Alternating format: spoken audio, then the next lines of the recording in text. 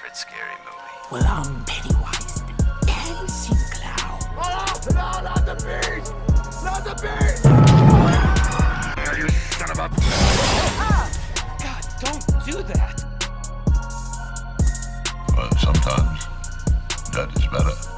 Hey everybody, what's up? KillJoy Jake here, and instead of having friends, I have horror movies. Today we're going to be doing a jump count on Annabelle from 2014. Now before I get into that, I'm going to need y'all to like this video and subscribe for more horror content. Also, if you haven't seen Annabelle from 2014, make sure to check it out before you see this, because I'm about to spoil the whole thing. You can currently rent it on a whole bunch of different streaming platforms for like $3.99, including YouTube, or you can buy it on home media or digital download. And please make sure to support this movie and not illegally download it, like that kind of sucks for the filmmakers. Also, a new thing I'm doing for my patrons who support me at the Freddy tier and above, they will be able to see these videos a day early. So if you want to see these videos a day early and support me, you can check that out by clicking on the link in the description below. So talking a bit about the film first, Annabelle is the second film in the Conjuring universe, inspired by an actual case the Warrens investigated many years ago. But instead of a nasty looking doll they use in the movie, it was actually a Raggedy Ann doll in real life that was possessed. You can choose whether to believe that doll was really possessed IRL, but like, who knows? Speaking of hauntings, many paranormal occurrences supposedly happened during the filmmaking process. One including a stage light falling on actor Tony Amendala's head, the Annabelle rune being shown on screenwriter Gary Dauberman's ceiling in the middle of the night from a reflection on his lamp, and Ward Horton's medicine cabinet at his home continued to fall off of his wall multiple times throughout this production. Spoopy! Director John R. Leonetti wanted a bunch of long shots in this movie with creepy things happening in the background. I think cinematographer James Neist does a great job at this and really sets a creepy tone by showing the audience figures in the background that our protagonists have yet to discover. Joseph Bishara returns as the composer and also as the Annabelle demon. I once again want to praise his performance in this movie as yet another scary friggin' demon, even if this film's plot is a little lackluster. But will the jump scares make up for that lackluster plot? Let's find out. The movie starts off in a familiar scene, actually at the same place where the last movie starts. We see our very 60s looking trio of roommates here again talking to the Warrens about the Annabelle doll. Don't expect Patrick or Vera to be in this sub-series though until the third Annabelle. The main characters in this one have to deal with the demon on their own this time. We cut to sometime way earlier where we see the title of the movie next to a very poignant gargoyle that this movie's monster is actually inspired by. We meet three of our protagonists here at the church service, John, Mia, and Father Perez, who will have an unfortunate connection to this series' worst entry. We'll be talking about that dumpster fire later in the month. We also meet the Higgins, neighbors to John and Mia, who are concerned about their daughter, who ran off with a crazy band of hippies 2 years ago. Goddamn hippies, respect my authority! John also reveals here that Mia is preggers with a little baby. After discussing horrible name suggestions for the little baby with their neighbors, the Higgins give us their final lines of the movie that, let me tell you, they will regret. Children are a blessing. Indeed they are. John and Mia go home, not before giving us a little exposition. John doesn't lock the door to their own house, which I think is weird for this couple because they have a baby and a house they want to protect in late 60s California, which let me tell you was not the safest place on the planet at the time. John and Mia discuss some imminent bumps in the road that they're about to face with having a baby and John's work. If I were them, I would focus more on how painfully meta this movie is to Rosemary's Baby. I mean, naming your main characters John and Mia after the lead actors from that film, as well as having your storyline being incredibly similar? I get a reference here and there, but damn Annabelle 2014, you crazy! John ends this not so important scene by giving Mia the Annabelle doll after Mia plays with a mobile above the crib that makes the same sounds as the music box from the first movie. You're gonna be hearing that sound effect multiple times throughout this movie to make sure that you know, oh yeah, this is in the same universe as that other film that was super successful from last year. Remember that? Don't worry, they don't do this in all of the Conjuring films, but in this one it's like a little annoying. Mia seems a little too happy to have this creepy ass doll, but screw it, let's move on. That night we see into the neighbor's house when we get our first jump scare of the movie. A spray of blood hits the wall and both the Higgins are murdered by some creepy hippie dude who kinda looks like Mayhem from those Allstate commercials. Let's just say the Higgins were not in good hands. Mia wakes up to the screams next door and sends John over to investigate. As Mia walks over to the Higgins residence, John runs out in a bit of a jump scare, covered in blood, and tells Mia to go home to call the 5-0. almost all of this has been one long continuous shot that I once again want to praise, because it is friggin' awesome. Mia runs home still continuing the shot and calls the police. In the background though, we can see a creepy figure with long hair and a white robe that sort of looks like those creepy hippies we saw on the TV earlier. Oh yeah, did I mention that these hippies are supposed to be part of like the Manson family and that this is supposed to be part of those like murders? Well, I did now, so fuck it. Mia, continuing the same long shot, heads to the bedroom where she is confronted by the hippies and gets stabbed in the stomach right where her baby is. Damn! The shot finally cuts and John storms in, rushing the Allstate looking guy to the ground. John also attacks the female hippie and knocks her against the wall, but is then overpowered by Allstate. John is in good hands though, as the cops show up and kill both of the hippies in a Deus Ex Machina-like fashion. Mia is then taken by an ambulance to the hospital. The last shot from this scene shows the female hippie dead by suicide, with the Annabelle doll. A rune is painted on the wall in blood that sorta just looks like a wicked A. Her blood drips into the doll, meaning she possesses it, but in the next movie we learn the doll is already possessed by a different demon, kind of making this entire first act obsolete. It's revealed to us in a news broadcast that the female hippie is Annabelle Higgins, the estranged daughter of the neighbors, and that her motive for killing her parents was to summon a demon or something? We'll learn more about that later, don't you worry. Mia and her baby are okay, and she is put on bed rest until she gives birth. Her and John have a tough conversation about saving the baby over herself. Mia says she would rather die than anything to happen to her child, which in itself is a really scary situation that no one wants to be in. Oh, and do I smell exposition here? I think so. That night we are already getting into some paranormal stuff when John hears something go bump. It's the sewing machine that started up by itself. Spoopy. The next day Mia is up walking around even though the doctor just told her not to do that, and here's Annabelle rocking in her rocking chair. She really does like rocking chairs, doesn't she? John brings home a bunch of snacks for Mia, including mustard and pickles, something that makes me gag just thinking about. John talks about some work stuff that isn't really that important and then throws out the Annabelle doll per Mia's request. Good call, Mia, but I would have thrown that out when you first bought it. Creepy. Annabelle decides to reference Scream the next day by turning on the oven where John left a Jiffy Pop pan the night before, and the thing explodes, setting fire to the kitchen. Somehow Mia doesn't hear that at first and walks into her kitchen that's on fire. We get a small jump scare here when Mia is pulled back into the fire. Mia ends up in the hospital after all this, and when John gets there, boom! A baby girl is born! Little Leah doesn't have to stay in that old haunted house though, because the family is pulling an Insidious, and halfway through this movie, they decide to move somewhere else. It flashes forward a little bit, and John, Mia, and Leah are living in an apartment in Pasadena. Mia finds the Annabelle doll in one of their boxes as she's unpacking. Although John is mildly freaked out by the doll somehow getting back in their stuff, Leah decides to keep it because she felt like she was being irrational just throwing it out before. That's a big mistake, Mia. Mia falls asleep on the couch while John is out, and in the background we see Annabelle Higgins ghost walking around in the background. Wait a minute, how did she get there? Mia wakes up to the baby crying. If only babies weren't stupid, then they could talk. Mia goes out with her baby the next day and meets some weird ass kids who are doodling on the stairs. Then at the bookstore right by her apartment, Mia meets Evelyn, a character I have a massive problem with because of her character arc. It falls into this stereotypical literary device where an older black person sacrifices themselves to save others. It comes off especially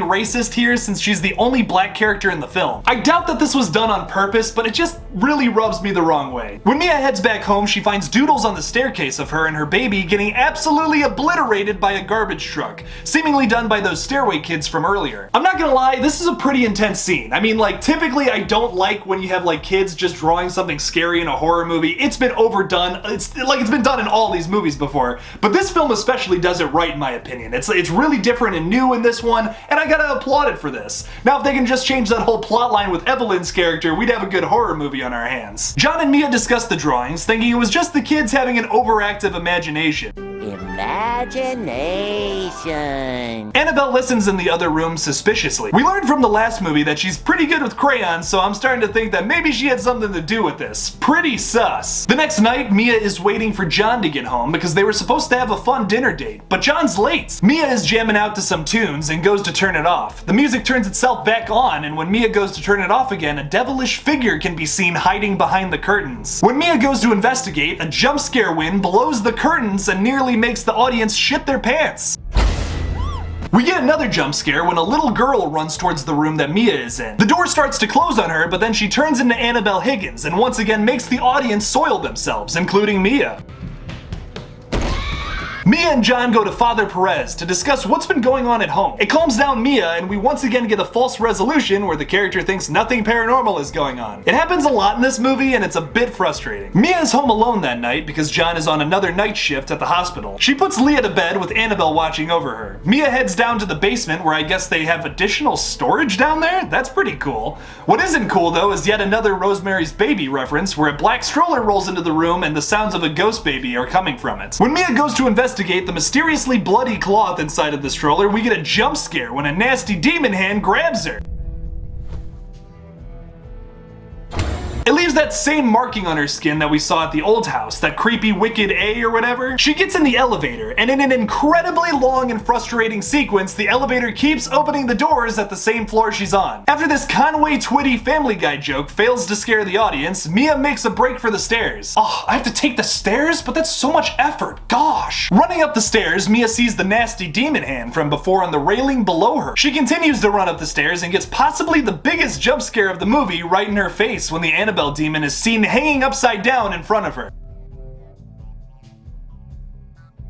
Now, something I noticed editing this scene is that it's literally the same shot of like the stairs, but they just flipped it in the editing room. Like, that's hilarious. You can actually see the railing like on the ceiling, but it's not the ceiling. I will say that this is a really good setup to this scare because you can vaguely see the demon at the bottom of the stairs like when it's dark before this, and then like it zooms and zooms, and then boom, you can see the demon like flipped upside down up here, where it was just down here in like the background. Now it's in the foreground on the ceiling, but it's not really the ceiling. That was really complicated, but I hope it made sense. The next day, Mia's arm is completely healed up and she thinks she's going crazy. Earlier in the film, Mia met up with an investigator talking about the attacks, and she calls him up to discuss the case further. He tells her that the cult was actually trying to summon something, probably that spooky Joseph Bashara looking ass demon you saw last night, Mia. She sees the symbol that was on her arm in a photo from the crime scene. This scene is here to remind all of the kids who snuck into this movie in 2014 that the symbol was already shown to us before. Oh wow, crazy. Now pay attention to the damn movie so the screenwriters don't have to do this anymore. I know I'm gonna sound like an old person here, but why you kids get so annoying in the movie theaters when you all see horror movies? That's the one thing I don't miss pre-pandemic, I'll tell you that. Mia goes to the bookstore and talks to Evelyn about her paranormal suspicions.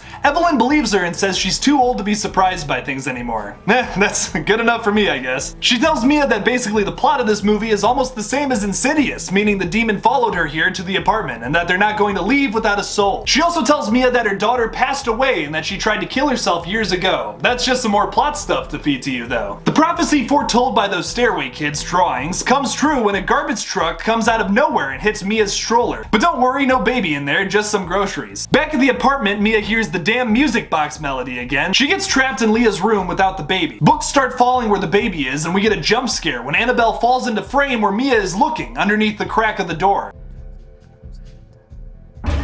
Mia breaks the lock off of the door and secures her baby, only to get what I think is the creepiest shot of the movie. The Annabelle doll begins to float in front of the window, but it is revealed to us that the demon is actually picking it up. This is a great shot. Once again, the cinematographer killed it with this movie. Even if the plot sucks, like, this is great. There's so many great little shots in this movie that make it so worthwhile. The demon destroys furniture in the room right before John runs in, hearing Mia's screams. In the next scene, we get an exterior shot of the apartment building where a big sign reads Barkley. Well, I wonder if that's a Child's Play reference or not. Probably. Father Perez comes to visit after Mia and John both finally agree that maybe their creepy-ass doll is full of demons. John and Mia explain the situation to Father Perez, and he tells them that the demons are just manipulators, and they can't actually kill someone. They have to drive someone crazy to the point where they kill themselves, basically. But the thing about that is, like, in the sequels, the demons do kill people, so this is not, like, consistent at all with the other movies. It's really frustrating going back and watching this film after seeing all the other ones. Father Perez says someone at the church will know what to do with the doll and takes it back with him. In another Child's Play reference, Father Perez puts the Annabelle doll in the back seat of his car, an unbelievably symmetrical shot to the car scene in the original Child's Play. Father Perez gets back to the church only to get attacked by the ghost of Annabelle Higgins. He's thrown down the stairs by another jump scare wind, and it hits his head hard. Gotta watch watch out for them pesky jump scare wins, they'll get ya. Evelyn and Mia hang out that night, and she goes deeper into that story about her daughter. Evelyn says it's her fault that her daughter died in the accident because she was driving under the influence. Don't drink and drive, kids. I mean, like, seriously, that's not a joke. Don't do that. Father Perez wakes up in the hospital and tells John to get home and protect their baby because, like, Leah can't offer her soul, so the demon is just gonna kill her anyways. Bruh, I don't know. This is so messy at this point, it doesn't even make any sense. Whatever. The third act has begun when Father Perez shows up at the door. Wait a minute, wasn't he just at the hospital? It's Demon Perez, because he jump scare yells at Mia saying, "May God have mercy on your soul!" Okay, so is this the demon taking the form of Father Perez, or is this like Father Perez's force ghost? What is going on here? The apartment starts to go crazy, with things falling off the table and the music playing on its own again. Leah is no longer in her crib, and Evelyn tells Mia that they should just leave. But then the Annabelle demon is all like, "But Evelyn, I want to hang out with just you," and jump scares her right out of the apartment, leaving Mia trapped inside alone. Mia hears her baby crying somewhere but can't seem to find her. She goes into the baby's room and the ceiling is all marked up with crayon, a signature Annabelle move, saying her soul, meaning, yo, give me that baby's soul. The Annabelle doll is sitting in the crib and Mia yells, "Give her back to me," at the doll and begins smashing its head against the side of the crib. When she throws the doll across the room, the doll suddenly looks like her baby, and Mia starts freaking out thinking she unknowingly killed her child. Now if this was an A24 film, this is where the movie would end.